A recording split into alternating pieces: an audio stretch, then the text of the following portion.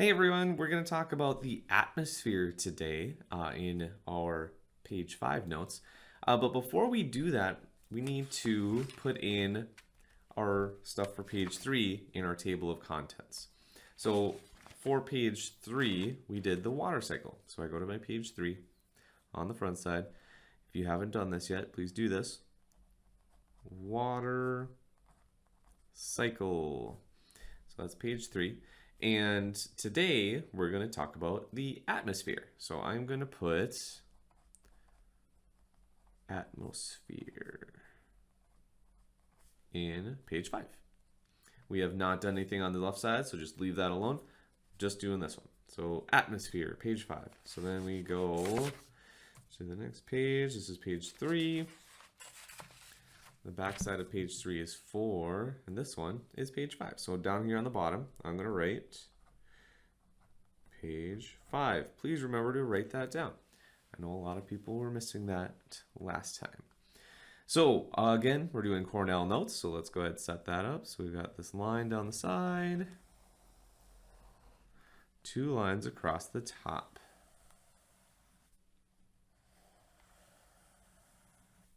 In this little section where I'm going to put my name, Mr. Will, and the date, 11/5/21, and whatever period you have, science. So first, second, third, whatever. Topic today is atmosphere. So let's go ahead and write atmosphere. And we're talking about it in terms of like weather. We're gonna get more in depth of like the different layers of the atmosphere when we talk more about like space and stuff like that. So we'll get to that more in detail later. The essential question for today is, why is the atmosphere so important? And that's gonna be a question we're gonna have for a long time, but let's just talk a little bit about it today. So why is the atmosphere important? Lots of reasons, but we'll talk about a couple today. So to begin with, we really need to talk about what the atmosphere is. And I'm sure you guys have a general idea, but let's just kind of label it to start. So we have our vocab word, let's underline it. And the atmosphere, we're going to label it as a thin envelope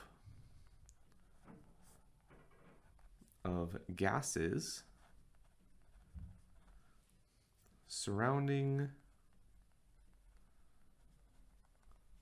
the planet.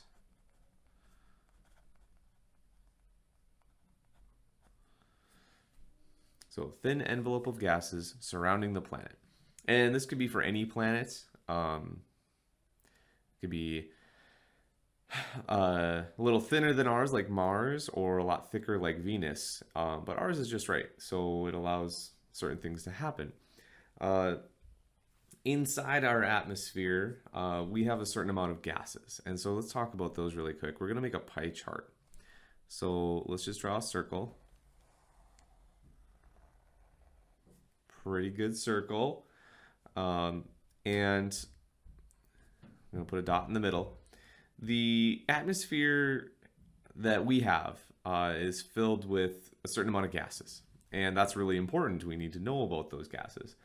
So first, what we need to do is I'm going to draw a line straight down. And then it'll be roughly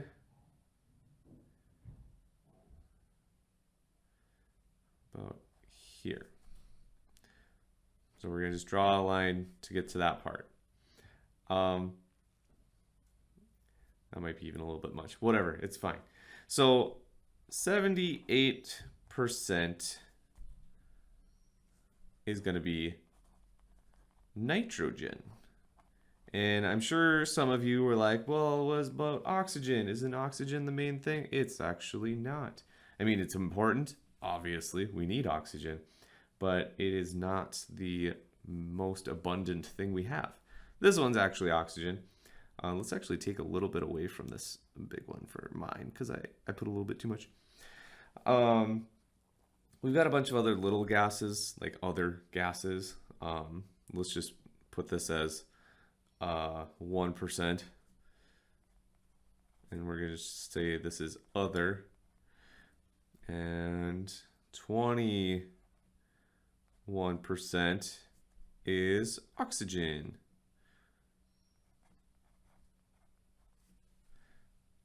So that's basically what it is. So this other thing that could be like carbon dioxide or ozone and stuff like that. So the most of it though is nitrogen, then it's oxygen, and then some other stuff.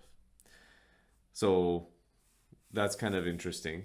That's what makes up our atmosphere. Another thing that we need to talk about when dealing with this sort of stuff and like the earth in general is air pressure. So let's talk about air pressure. And that's going to be important for a lot of the things we talk about with weather because that's going to affect a lot of it. So air pressure. So air pressure is a column of air exerting or like applying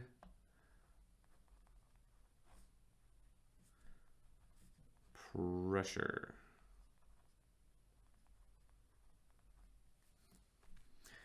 And we're going to draw a picture for this too, because, you know, pictures are great. But to help us with that, I want to do another word really quick first. Altitude. So altitude is our distance above sea level.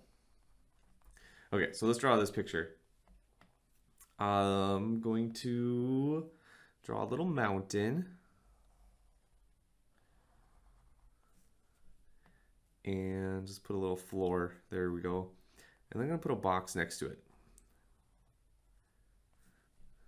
So this box is going to represent our air pressure, and this is going to be our altitude. So let's put a person up here and a person down here. All right, so now up here, these are going to represent the air molecules. So I'm going to put a couple dots up here. Let's just spread it out equally. But toward the bottom, we're going to have a lot more of these molecules because they're getting pulled down by gravity. And so this is going to be an area of low pressure. And this is going to be an area of high pressure, because there are more molecules down here and less molecules up here. So it's less pressure, less stuff above them. So this column of air, if this person was standing under this spot, they would have all of this above them. Kind of like if you're in a pool and you swim to the bottom, you feel a lot of pressure. That's because all of that water is above you and it's pushing down on you. But if you're at the top of the pool, you don't feel that as much. So it's less pressure, less air pressure in this case, because it's air. So this person is going to have, well, less oxygen as well, less air, but they're going to feel less air pressure than if someone were at sea level. So maybe I should put sea level at this point. So that's air pressure, and that can actually change a little bit. We can have areas of really high pressure or really areas of low pressure, and that's going to affect the weather. So let's move on to the last thing we want to talk about, and that's wind.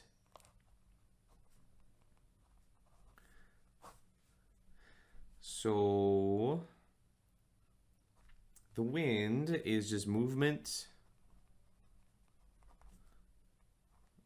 of air parallel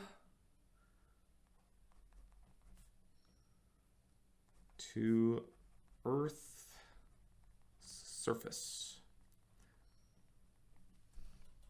which makes sense. It's a sphere and it's moving across it. The way this happens is one area is heated up a little bit more than a different area. And that causes a change in the air pressure. And that's what causes the wind. So let's draw a picture, because obviously, right? We're going to start with the sun. I feel like we just did a sun. Let's make him cool. Oh, my glasses are bad. That's okay. Smile. That's cool. So that's the sun. The sun is going to heat up this area right here. And what that does is causes these particles to spread out more because they have more energy. And so they actually rise, because we just did this experiment like, what, a month ago, where hot air or hot water rises and cold falls down. So let's do this one. I've got arrows moving up. So let's say this is the ground. What that does is, let's say that's going to move this way. And the reason is because over here, it's not as hot because it's not directly maybe hitting the sun, or it's just really cloudy right there, whatever. That's going to be colder, and so it's going to be more dense. These particles are going to want to come together more, and so it's heavier, and then they fall. So that's where these start to go down, because these are really starting to cool down. Since they're really far apart, they get cooler, they fall down again. And now we have this empty space here, because these are all raising up. And so now it's an area of low pressure. So now we need to fill that space in. So what this is going to happen is, this is like going across the ground. It's filling in. It's getting more particles here. They'd be almost like pouring a cup of water on the table. It's going to spread out till it's even. And so this ends up going that direction, which is the wind. And so it starts to fill in that area. So we have this hot section that rises, it goes to a cold section where it falls, and then they just kind of fill in from a different area. So that's where we get this wind from. So all of this stuff is working together to give us weather and wind and air pressure and the composition of the atmosphere and the different altitudes. All of those things are going to affect the weather, which is going to kind of start to come together.